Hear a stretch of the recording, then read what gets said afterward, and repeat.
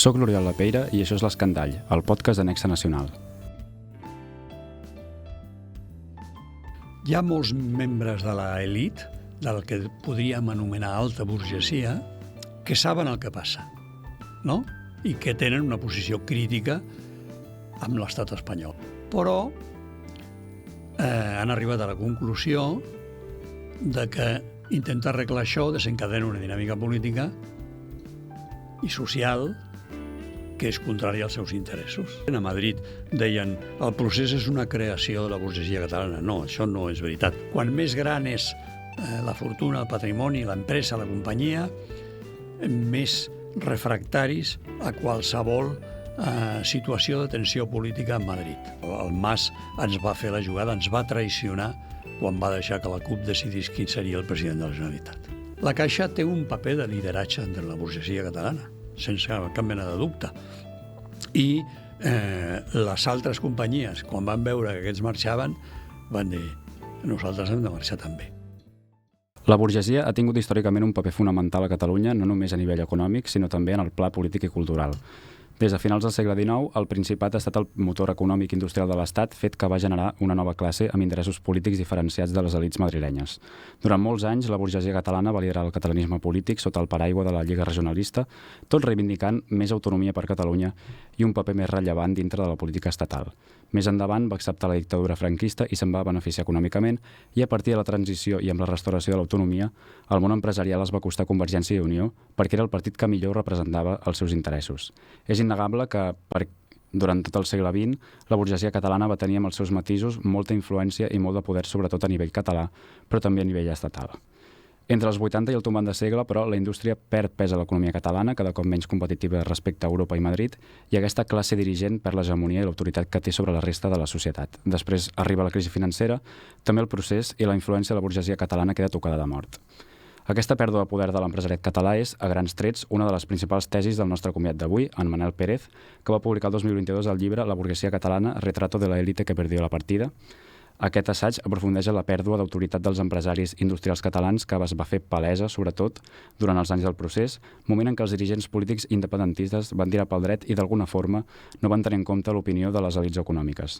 Però abans d'aprofundir en tot això, en aquest episodi de l'Escandall presentem en Manel Pérez, el nostre convidat, que és periodista especialitzat en informació econòmica, ha treballat en diaris com el Cinco Días o El País, i des de l'any 2000 treballa a La Vanguardia a la secció d'Economia. Ara és director adjunt del mitjà o subdirector, no sé ben bé quina funció. Adjunt del director. I és probablement una de les persones que, per la seva llarga trajectòria, millor coneix l'elit econòmica barcelonina i catalana. És per això que l'hem convidat avui amb l'objectiu de fer una radiografia en profunditat de l'empresariat català. Benvingut a l'Escandall, Manel, moltes gràcies per ser aquí. Encantat, és un plaer. I abans de tot, per començar, una pregunta que és molt simple, per entendre una mica tot l'entramat de l'economia catalana, que és si la burgesia encara existeix en ple 2026 i si podem parlar encara de les 400 famílies catalanes que remenen les cireres. Bé, efectivament, sempre hi ha un debat sobre... Quan vaig treure el llibre, molta gent em deia però per què dius la burgesia si la burgesia no existeix, no? Jo crec, i suposo que ho acabarem tractant bé, tots aquests conceptes en realitat s'han d'abordar sobretot en termes històrics, no? Òbviament, la burgesia d'ara no és la burgesia del segle XIX ni la del segle XX. Ha evolucionat perquè ha evolucionat l'economia i perquè ha evolucionat la societat. Per tant, jo crec que és esquemàtic o molt simple associar burgesia a una determinada burgesia, a un perfil determinat com el del segle XIX o el del segle XX.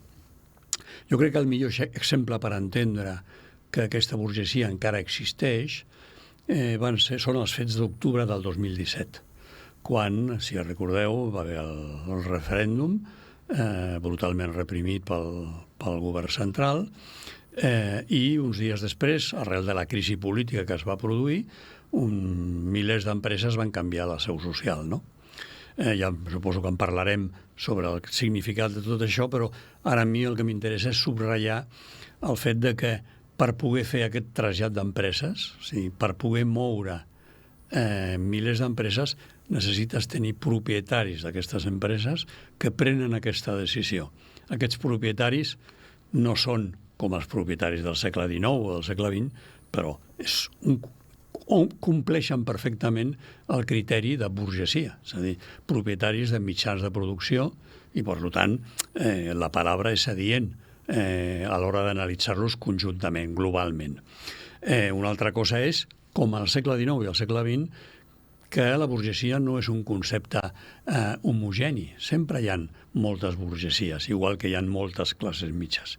Llavors, dins d'aquest conglomerat o d'aquest concepte hi ha comportaments i hi ha característiques econòmiques i polítiques i socials diferents, però que hi ha una societat, vivim en una societat en la que hi ha propietaris dels mitjans de producció i altres que no ho són, crec que és una realitat indiscutible. I des d'aquest punt de vista em refermo que la burgesia catalana existeix.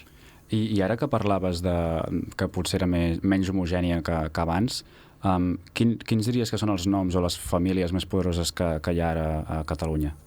Bé, sempre és difícil fer un llistat perquè fet així improvisadament corres el perill de deixar-te algun de significatiu i que algú et pugui dir ei, no te n'enteres perquè t'has deixat, no? Però bueno, jo crec que per una banda si fem un rastreig de les empreses del l'IBEX, per exemple, no? Que és l'índex que agrupa a borsa les principals companyies espanyoles, bueno, doncs allà ens hi surten els Puig, per exemple, propietaris de l'empresa de perfumeria o de fragàncies. Puig, això són representants importants de la burgesia catalana, tenen una gran empresa que val milers de milions i que exerceixen influència discreta, com és un clàssic també del país, però la exerceixen i el president de Marc Puig fins fa no gaire temps era president de l'Institut de l'Empresa Familiar, que és un lobby conegut per protegir i desenvolupar la influència de les empreses familiars espanyoles, però especialment catalanes. Va ser creat i fundat a Catalunya i actuen políticament, no? Tenim els Grífols, per exemple, propietaris dels laboratoris que tracten plasma humà, que també és una empresa d'un gran nivell. Hi ha una empresa que es diu Fluidra, perdó, que el seu president es diu Eloi Planas, és una empresa que construeix piscines i que també és una empresa molt important. I ara l'Eloi Planas és el president de l'Institut de l'Empresa Familiar. O sigui que de noms en podrien trobar. Hi ha la família d'Orella, que són els propietaris del 30% de la embotelladora més gran al món de Coca-Cola, ¿vale? Que aquests són més passius des del punt de vista polític, però són una gran fortuna, una immensa fortuna. Hi ha una llista que és llarga. Hi ha els Molins, propietaris d'una empresa cimentera, hi ha els Lara, que són propietaris del primer grup de mitjans de comunicació d'Espanya, hi ha els Godó, propietaris del grup Godó, que edita La Vanguardia i és propietària de RAC1. I també entitats financeres, imagino, com CaixaBank i Banc Sabadell, no? Que potser és un model una mica diferent, però que serien les dues empreses. Efectivament. El poder financer català ha minvat molt al llarg del temps, però hi ha una excepció. No l'he esmentat, és la Caixa, òbviament. No l'he esmentat en aquesta llista perquè mereix capítol a part, en el sentit de que representa un poder de la burgesia, probablement el focus de poder més important de la burgesia catalana, però no és la burgesia a l'ús, no? Perquè la Caixa no té propietari, no? Llavors, és una entitat privada que a Catalunya tothom ho viu com que amb una petita part també és seva, no? Però que no deixa de representar els interessos d'aquesta burgesia, però d'una manera més complexa, no? Però és el primer grup inversor en empreses d'Espanya i de lluny és el poder econòmic a Catalunya discret, perquè no sempre que pot no es deixa veure gaire, però realment el gran poder. Doncs, com bé explicàvem abans, una de les principals idees del teu llibre és que les elits econòmiques catalanes han perdut influència i poder en els últims anys. De fet, indiques que el procés d'alguna manera és el que destapa això, que realment ja venia una mica d'abans, no? Després d'un procés, com tu indiques, de descapitalització de l'economia catalana. Què passa a nivell econòmic una mica abans del 2000 i el tombant de segle? Perquè arribem en aquest punt. Bé, que el món es globalitza molt, sempre de manera sintètica i perquè tothom ens pugui entendre sense... Tot es pot matitzar quasi fins l'infinit, no? Però aquí intentarem d'alguna manera delinear o definir les grans tendències, no? El món es globalitza molt i l'empresa catalana es queda petita. Aquest seria el gran resum. És una empresa que per problemes sociològics, per característiques, trets de caràcter històric, té moltes dificultats per associar-se, per crear grans corporacions, grans companyies, i quan arriba va sobrevisquent durant el segle XIX, el segle XX, durant el franquisme, durant la transició, fins i tot l'ingrés a la Comunitat Econòmica Europea, però quan arriba la gran globalització, que és obvi que es converteixen en miniempreses respecte a la gran competència global, no? Hi ha algunes que sobreviuen i que accepten el repte i ho fan força bé. Algunes les hem esmentat abans, no? Però la gran majoria acaba venent-se a multinacionals, tancant o estan absorbida per altres empreses espanyoles, no? Això seria una mica el resum. Aquí m'agradaria fer un excurso una mica... Jo afronto aquest tipus de temes sempre des d'una perspectiva històrica. Vale? Per mi, conceptes com burgesia o nació són conceptes completament històrics creats al llarg de la història i que es van modificant segons canvia la història, no? Llavors, en el cas de la nació catalana i qualsevol altra nació, és una idea, una construcció política resultat d'un determinat grau de desenvolupament econòmic i social, no? I la idea de nació amb la que nosaltres encara treballem, jo crec que és creació d'aquestes burgesies que es desenvolupen, necessiten un mercat nacional i acaben definint la nació tal com l'entenem ara, que no vol dir que no hi hagués altres possibilitats de desenvolupament, ni vol dir, que és el que vull acabar dient al final, ni vol dir que la nació només existeixi perquè hi ha burgesia o que només continuarà existint si hi ha burgesia, no? Però la configuració d'aquesta idea la crea aquesta burgesia. Aquesta burgesia, en el cas de Catalunya, en un primer moment no té aquesta idea al cap. El que vol és tenir el poder a tota Espanya. Quan això no li funciona és quan desenvolupa aquesta idea defensiva d'una nació en la que ella és hegemònica, no? Desenvolupa aquesta idea fins que als anys 30 del passat segle XX se n'adona que hi ha altres forces socials que ja són autònomes i que tenen la seva pròpia idea de nació, no? I des d'aquell moment aquesta burgesia abandona qualsevol a grans trets. Això no vol dir ni el 100%, ni al mateix grau tots, però com a conjunt, majoritàriament, abandonen ja aquesta idea de desenvolupar un projecte nacional, perquè als anys 30 perden l'hegemonia política i que el que tenen és por. I des de llavors, ençà, la burgesia no juga un paper destacat. Després, amb el franquisme, òbviament, és conegut la seva absoluta integració majoritàriament en el règim franquista, i quan ve la transició ells fan un assaig de crear els seus propis partits a Catalunya adaptats a la nova situació i se n'adonen que no els hi segueix ningú, i per això acaben en el pacte amb en Pujol, no? Amb Convergència i Unió, perquè se n'adonen que en democràcia, per tenir influència has de tenir votants, no? Has de tenir gent que et segueixi, i ells no tenien ningú pràcticament, amb la qual cosa la sortida és el pacte amb la Convergència de Jordi Pujol, no? Però aquest és un debat intens, és un debat que sempre està present. A Madrid deien el procés és una creació de la burgesia catalana. No, això no és veritat, encara que en les fases inicials aquesta burgesia fes un coqueteig, no? Jugués una mica a veure què en treia d'aquí, no? Però ells ja fa molt temps, diverses generacions, que no juguen a aquest joc, no? Després aprofundirem una mica en el procés i tal, però abans m'agradaria preguntar-te per un procés que viu la burgesia, després d'aquests canvis econòmics, no? de desindustrialització, deslocalització i tal, que és també una pèrdua d'influència en algunes institucions simbòliques, com per exemple, tu apuntaves al Liceu, al Barça, al Palau de la Música, que és d'alguna forma també una mostra que s'ha perdut molt de poder, no? Efectivament. És una barreja. La decadència sempre té formes que no es preveuen, no? Imprevistes. La decadència de la burgesia catalana va degenerar, en el cas del Palau, en què van posar un lladre, van deixar que un lladre els despullés, literalment, perquè els hi demanava diners, ells els hi donaven i ell se'ls polia, no? És a dir, un descaro absolutament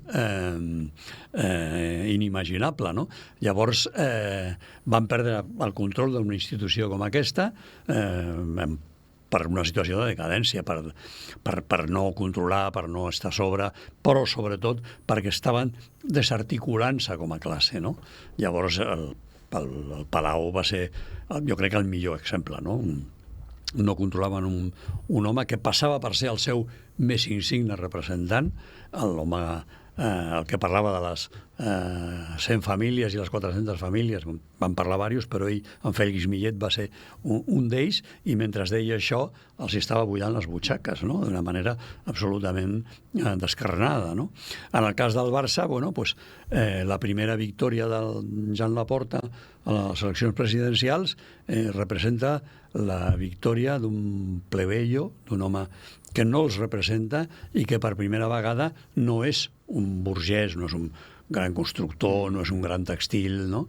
És a dir, representa aquesta pèrdua progressiva, aquest desgast, que també, en aquest cas, té elements de degradació, de degeneració, perquè en Laporta no és precisament una imatge o una figura que encarni els valors tradicionals de la burgesia. Ben al contrari, és un comportament que per aquests sectors benestants és escandalós des del primer dia, no?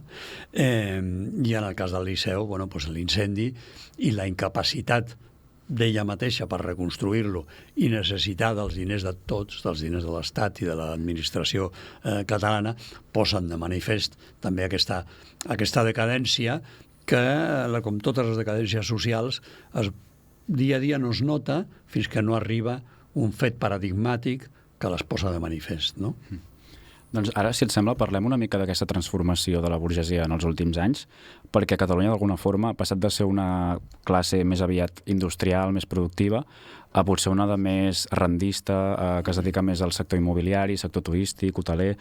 Quin és l'urgent d'aquest canvi? És un canvi forçós, d'alguna forma, per les polítiques que imposa l'Estat, o és un canvi volgut per aquesta burgesia? Bé, pregunta complexa aquesta, molt complexa. A veure, la burgesia catalana ha anat perdent plomes al llarg de la història. La batalla financera la va perdre en l'últim quart del segle XIX, no? Quan abans de la derrota davant dels Estats Units i la pèrdua de l'imperi espanyol de la darrera colònia Cuba i Filipines, ja uns anys abans s'havia produït un procés de consolidació bancària en què la banca madrilenya i la basca ho van aconseguir tot. Els burgesos catalans es dedicaven a especular amb les accions bancàries en comptes de construir una banca seriosa, i tot va quebrar.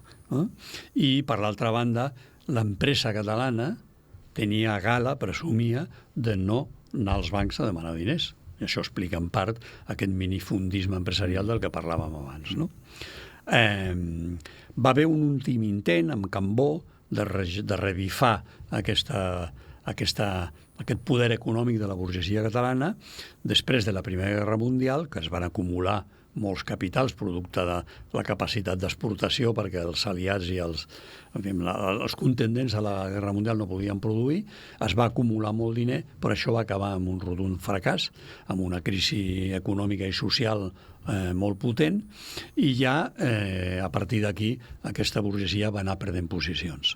Quan arriba el franquisme hi ha un doble moviment. Per una banda, aquesta burgesia se sent segura amb el franquisme, s'integra amb el franquisme, s'entrega en posicions. Hi ha un sector, algun d'ells molt famosos, els Güell, per exemple, insignes representants, que directament s'instal·len a Madrid, I després hi ha una acció conscient per part de l'Estat per laminar aquesta burgesia, a la que tolera però que tampoc s'han acabat de fiar perquè encara té a la ment el record de les seves posicions nacionalistes. No?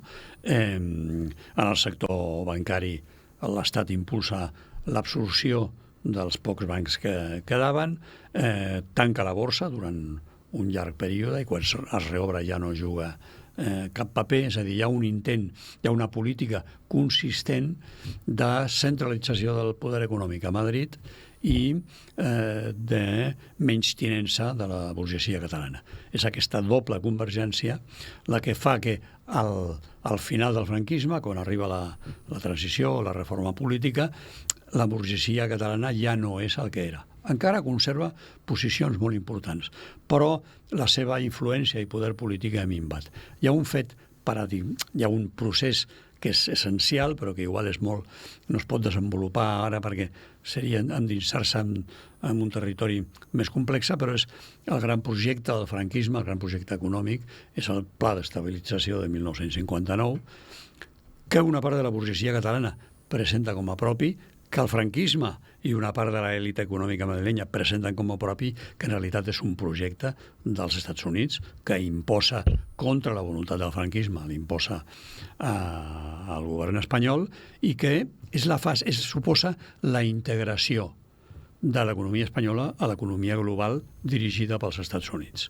En aquest procés es defineix quin serà, per deducció, per derivada, quin serà el paper de la burgesia catalana. I queda diluït en un sector intermig de l'economia que produeix alguns serveis intermitjos, però que en general s'aboca molt al consum. Productes textils, la perfumeria de la que parlàvem, sector alimentari, que són sectors, en l'estructura de poder del capitalisme i de la burgesia arreu, són sectors molt subordinats al sector financer, al sector de grans béns d'equipament, no? I llavors això ja defineix el seu paper. I no canvia. Quan arriba el canvi de règim, doncs això es manté. El que passa és que és una estructura àmplia, com moltes empreses, i durant la primera fase de la transició es produeix un ensorrament de grans sectors industrials catalans que havien sobreviscut perquè hi havia molt proteccionisme. A la mesura que això desapareix, el tèxtil és el més representatiu, però hi ha molts altres. Indústria cimentera, indústria auxiliar, en fi, grans sectors que desapareixen i que expliquen els elevadíssims nivells d'atur que es viuen a Catalunya en aquell moment. Després ve la integració a la Unió Europea, que té un efecte contradictori. Per una banda, ve molt capital estranger europeu que compra moltes empreses, que es venen, empreses catalanes, que desapareix el capital nacional d'elles, i per l'altra banda hi ha un desenvolupament d'alguns sectors nous que encara ara són aquests que comentàvem abans, no? Que tenen una nova força i que configuren una mica la burgesia tal com la coneixem ara. El fenomen de la Caixa s'incuba, la Caixa és molt antiga, però realment el moviment seminal del que ara és la Caixa es produeix en aquells anys que hi ha un canvi polític, hi ha una flexibilització del control de les caixes d'estalvi i aquí a Catalunya hi ha molt estalvi, la Caixa el paga molt barat. Això és una eina d'inversió i de desenvolupament molt gran, s'extén per tota Espanya i es converteix en un nou poder, algo que ningú imaginava i que és una de les característiques de la història. De vegades hi ha coses que van malament, però insospitadament reboten per una altra banda i canvien la situació, no? Llavors aquesta burgesia té uns anys bons després de l'entrada de la Unió Europea, entre altres coses perquè Espanya manté encara salaris molt baixos, el cost de mà d'obra és molt barat, i fins la crisi financera Espanya i Catalunya és, després de la Xina, el lloc on més inversió industrial es rep per una sèrie de característiques. Clar, després ve la crisi financera, la gran recessió del 2008, i tot això s'ensorra dramàticament. I el procés, en gran mesura, és la resposta que acaba produint la societat catalana aquesta situació d'ensorrament que no només és econòmica, sinó que afecta la pròpia autoestima de la societat catalana, no? I per això té també els elements que té. Doncs per aterrar una mica a l'actualitat, aquest ensorrament econòmic del que parlaves, que té a veure també amb aquest declivi industrial, creus que això ha contribuït una mica a la decadència econòmica de Catalunya que apunta gent com la que ha treballat en l'informe Fènix? Sí, sens dubte. La societat catalana arriba a la crisi financera del 2008 políticament malcontenta amb el comportament del govern central, de l'Estat, no? Però amb una certa confiança amb la potència de la societat catalana.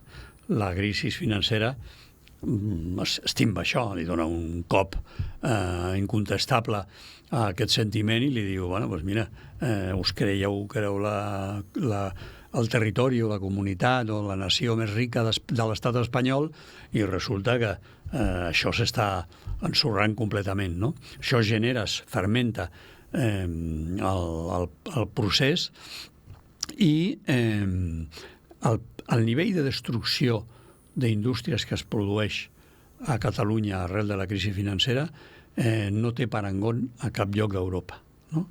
I això explica la radicalitat també de l'evolució política a Catalunya, no? Llavors, ara la realitat es compensa.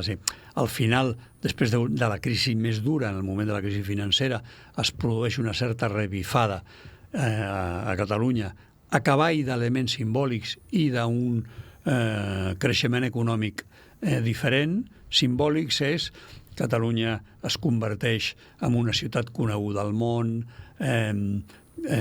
tothom vol venir a Barcelona, fins i tot en elements més anecdòtics, com el futbol viu un període absolutament inèdit d'èxit a la seva història,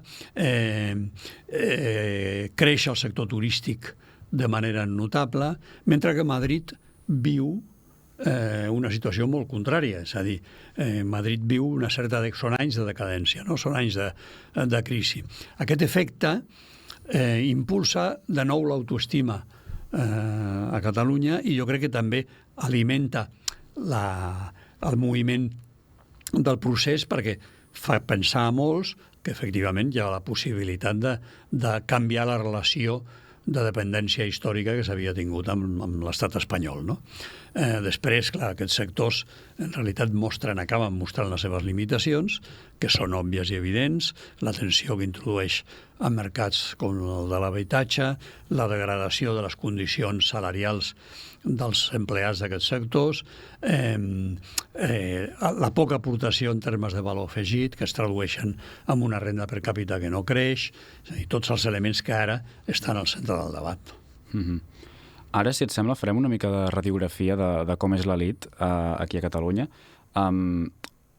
Creus que hi ha faccions diferenciades dintre de l'elit a nivell ideològic? És a dir, hi ha diferents sensibilitats pel que fa al conflicte nacional o tots tiren més cap a una banda, diguem-ne, espanyolista? Aquest és un tema complex, perquè hi ha molts membres de l'elit, del que podríem anomenar alta burgesia, que tenen sentiments, o sigui, que saben el que passa, no? I que tenen una posició crítica amb l'estat espanyol. Sí, per exemple, a nivell de finançament, d'espoli fiscal o d'inversions en infraestructures. Correcte. Però han arribat a la conclusió de que intentar arreglar això desencadena una dinàmica política i social que és contrària als seus interessos, no? Llavors, jo crec que no és tant un plantejament ideològic com un plantejament absolutament pragmàtic, que per altra banda no és gens raro a Catalunya, no? Sempre s'ha defensat com una virtut el pragmatisme, quan de vegades pot ser-ho i de vegades pot ser un eufemisme per no parlar de covardia o de submissió, no? Llavors, hi ha sectors d'aquesta elit que són molt conscients de la situació, però que el seu interès material els porta a actuar d'una altra manera. Jo crec que una bona guia metodològica per analitzar és que quan més gran és la fortuna, el patrimoni, l'empresa, la companyia, més refractaris a qualsevol situació de tensió política en Madrid. ¿Vale? Entre la mitjana empresa, que és difícil també de definir, però bueno, tenim les grans companyies, tenim els grans els grans operadors, corporacions líders, molt refractaris. Entre les mitjanes companyies n'hi ha un mix, hi ha algunes que s'han significat o que han deixat algun rastre de que entenen el que passa i d'alguna manera ho comparteixen. I després hi ha un sector ja més petit de pimes en els que estaven més abocats, per exemple, en el procés, tenien més simpaties, no unànim, en cap dels tres blocs hi havia unanimitat, i que expliquen, en funció dels propis interessos econòmics, la gran companyia té el seu mercat principal és l'espanyol, la mitjana companyia té molt interès, la gran companyia, a més de l'espanyol, el global, el mundial, la mitjana companyia té força interès en el mercat espanyol, les pimes acostumen a tenir molt interès al mercat català. ¿Vale? I això explica que uns tinguin més por o més temor a les reaccions que altres. No? Una part de les reaccions, suposo que després parlarem, però ara faig un incís, del trasllat de seus del 2007, també s'explica per temor al boicot. O sigui que aquesta por és un element que sempre s'ha de tenir en compte, sempre n'ha d'estar present, no? Però jo crec que l'anàlisi, aquesta radiografia econòmica és important. Jo recordo en el llibre, faig esment d'un míting a la campanya electoral, a la darrera campanya electoral d'en Mas, que ell, responent a una pregunta de la Carme Forcadell, li deia: Carme, no tinguis por, no marxaran, les grans empreses, els bancs no marxaran de Catalunya, les grans empreses ni els grans bancs, perquè som el 20% del PIB. I jo li replico en el llibre que ell el que no va tenir en compte és l'altre 80%, no? Que és el que pensen els propietaris i els directius d'aquestes grans companyies, en l'altre 80%, no? I en la seva decisió estava molt present, en la seva decisió i en el seu anàlisi del procés estava molt present aquest 80%. En qualsevol cas, tot va ser molt dinàmic. En el principi del procés, quan en l'Artur Mas planteja el pacte fiscal, el gruix de la burgesia està darrere d'ell, perquè, clar, els rius dels anys 30 queden molt lluny, no? El que ha llegit història pot saber que la cosa es pot complicar, però la majoria tampoc ho tenien molt present. I el Carmel de pensar en una redistribució de recursos que beneficiés molt a Catalunya i, per tant, amb ells, era un Carmel molt engrescador, no? Sí, d'alguna forma li compren el relat de la sobirania fiscal, no? Correcte. Perquè no veuen gaire risc en això. Efectivament, perquè el propi Mas els hi diu: tranquils, aquí no passa res, això és el Mas els hi ven quasi com una aposta, tranquil, això és una aposta, jo dic això, els altres diuen tal, i aquí traurem profit. La burgesia el que pensava és, encara que no sigui el pacte fiscal, si d'aquesta negociació en traiem més, doncs endavant, no? Òbviament, després, quan la cosa es va complicant, es va veient la dinàmica política, es va veient que l'Artur Mas va quedant superat, per exemple, electoralment, però també en els carrers, en les manifestacions, és quan ells se n'adonen de ui, això s'està sortint de mare, i llavors ja no volen ni saber, no volen ni sentir parlar del pacte fiscal aquell inicial, no? Tot i que la revifalla de l'estudi i de l'anàlisi sobre el dèficit fiscal, que és un tema que ve de molt antic, ja al segle XIX ja estava sobre la taula, el posa sobre la taula indirectament un organisme, una entitat burgesa com el Cercle d'Economia, que és el primer que fa una crítica seriosa al model econòmic que està plantejant l'estat espanyol, no? I per tant ells també estan en aquesta fase més seminal, no? Però... I quin diries que és el moment de trencament que té la burgesia amb l'independentisme? És a dir, quin és el punt d'inflexió? Són les eleccions de l'Artur Mas, que no guanya i no obté la majoria absoluta, i és quan apareixen altres forces com Esquerra i la CUP? És quan accepta el pacte en el que, segons la visió d'aquests burgesos, la CUP imposa que l'Artur Mas ha de donar un pas al costat i anomenar i triar en Carles Puigdemont com nou president. No per Puigdemont, perquè ells no el coneixen, sinó perquè per ells és la prova de que el procés ja ha canviat de mans. El Mas, Convergència, ja no controla res, gens, i la decisió política clau en aquell moment passa a mans de la CUP.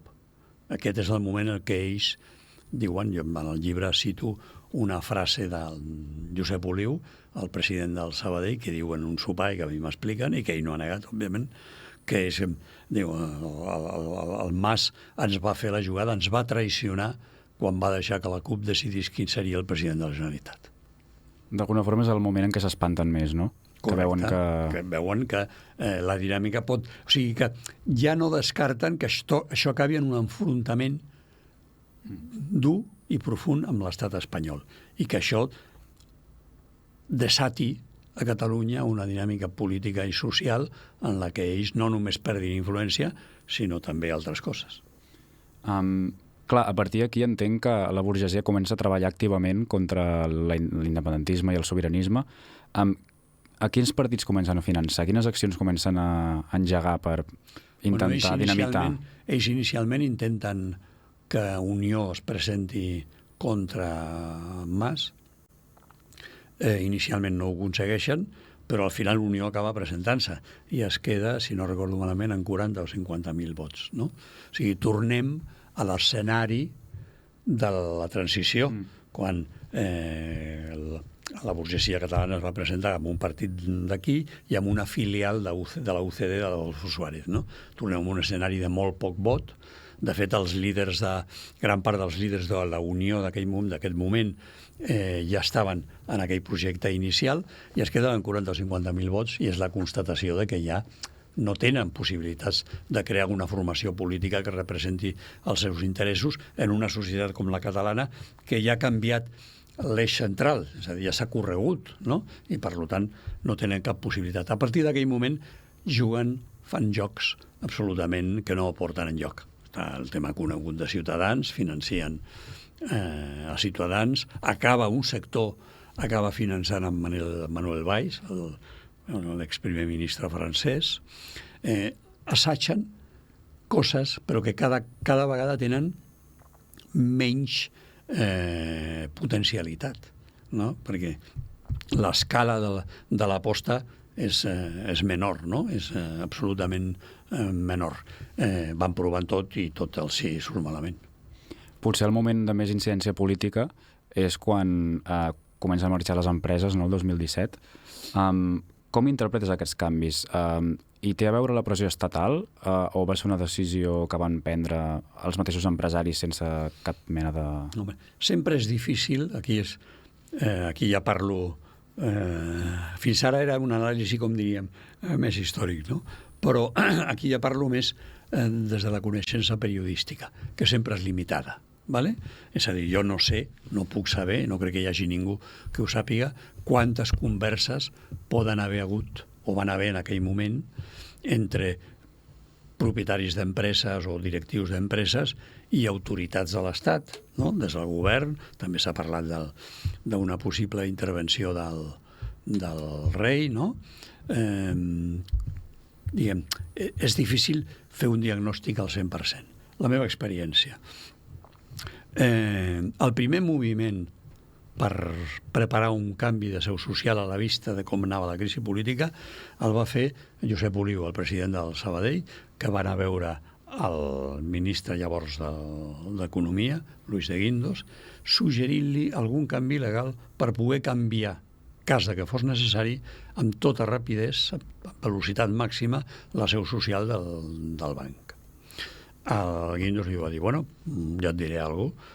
Va trucar al president de govern i va dir, escolta, aquest m'ha vingut a dir això, i el Rajoy li va dir, bueno, pues endavant, no tinc problema.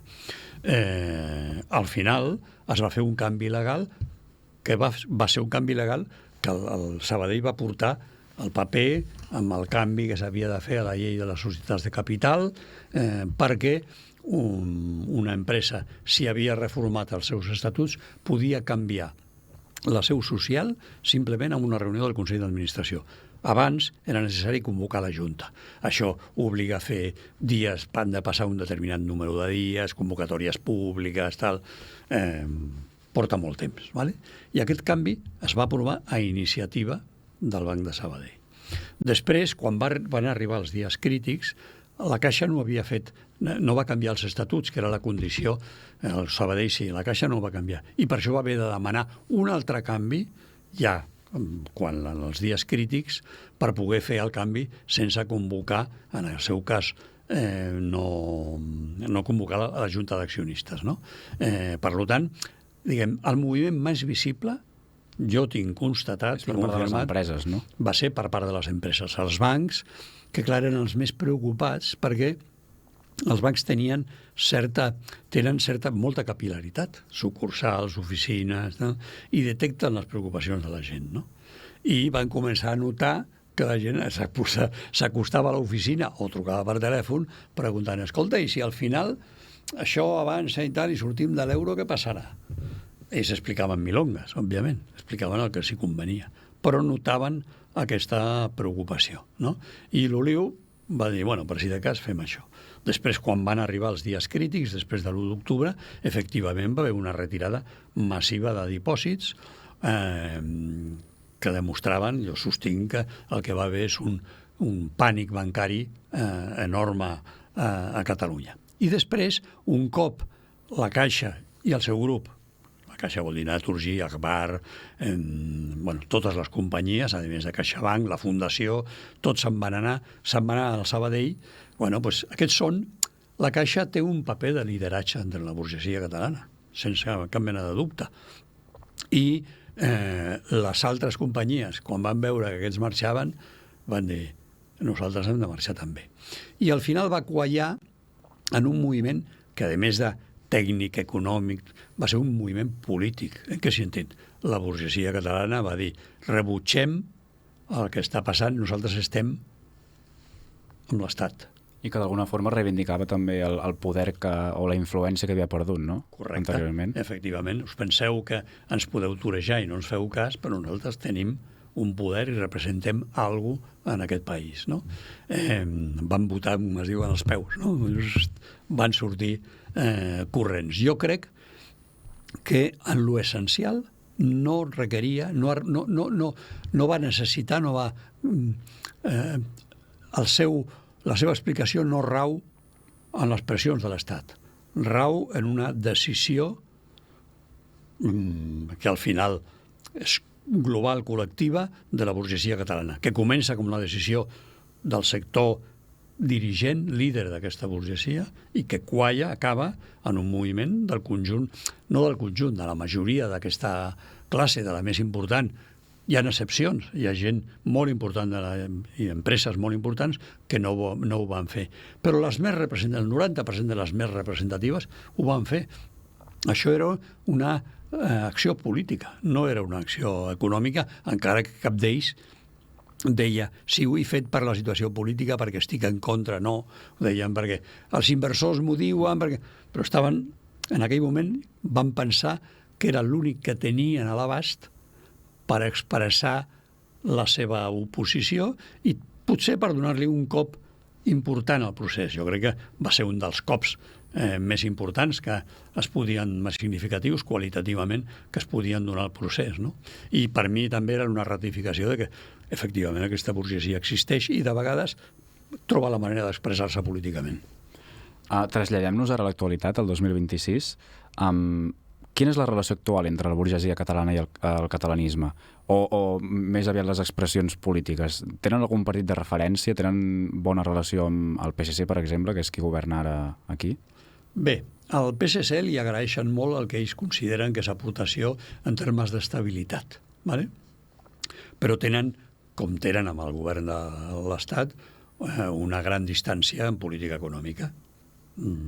Ja sabeu que hi ha una mena de fronda, de rebel·lió fiscal de les èlits arreu del món, que volen pagar molts més impostos dels que paguen i en aquest sentit estan molt en contra de la política del partit del govern central i de l'Illa. L'Illa el critiquen molt perquè l'Illa quan parla diu que s'han de pagar aquests impostos i en aquest sentit són molt crítics. Però valoren que tenen una certa interlocució i, per tant, no tenen un enfrontament brutal. No és la situació de Madrid. A Madrid l'elit econòmica i la burgesia està obertament en contra del govern de Pedro Sánchez. Aquí contemporitzen, entre altres coses, perquè els més intel·ligents saben que un nou escenari com un govern del PP i Vox pot fer rebrotar, revifar la crisi política a Catalunya. Sí, d'alguna forma li agraeixen aquesta pacificació nacional, socialista. Efectivament, no? Això està reconegut. Ara bé, la seva principal palanca d'influència és Junts. El que passa és que amb Junts, clar, té aquest component independentista amb el que ells ja no combreguen. Ells tenen encara la ferida, la tenen molt viva, no? Molt viva, i quan intueixen que la cosa es pot tornar a enterbolir, pues, es preocupen moltíssim, no?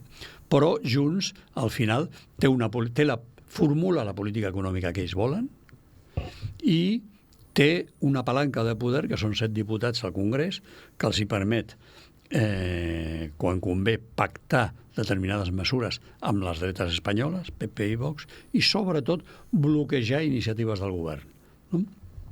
Hi ha hagut diverses, la presència dels sindicats als consells d'administració, la reducció de jornada, polítiques d'habitatge, polítiques fiscals, i en aquest sentit és el seu partit de referència. Tant és així que quan ve el Feijóo, en aquest deliri que tenen de que Junts els hi voti la moció de censura, estàs demanant que engarxolin el president del partit i vols que et donguin els vots per la moció de censura, però bueno, i segueix amb aquest deliri, dia sí, dia no, depèn del dia, amb aquest deliri, es dirigeix als empresaris i els hi diu: pressioneu a Junts perquè ens voti a favor de la moció de censura. O sigui, el Feijóo està reconeixent, està admetent que hi ha una aliació, una relació especial entre Junts i la burgesia catalana. Perquè Junts és un partit en construcció que segura, sens dubte, canviarà quan en Puigdemont pugui tornar lliurement a Catalunya, i aquesta burgesia confia en que aquesta evolució camini en la línia dels seus interessos. Doncs per anar acabant, només em queden 2 preguntes. La burgesia ha recuperat d'alguna forma aquest poder d'influència que va perdre durant els anys del procés, o podríem dir que encara es manté una mica al marge? Jo crec que ha recuperat alguna influència, però com el paper de Junts al Congrés és una prova, però és una prova relativa, perquè a les properes eleccions igual això s'esvaeix completament. Ha recuperat alguna iniciativa i alguna influència perquè se la té en compte, i algunes forces polítiques que abans la menys tenien ara la tenen més en compte. Tothom admet, encara que sigui per baix o amb la boca petita, que el trasllat d'empreses va tenir conseqüències, no? I en qualsevol cas és menys de la que tenia.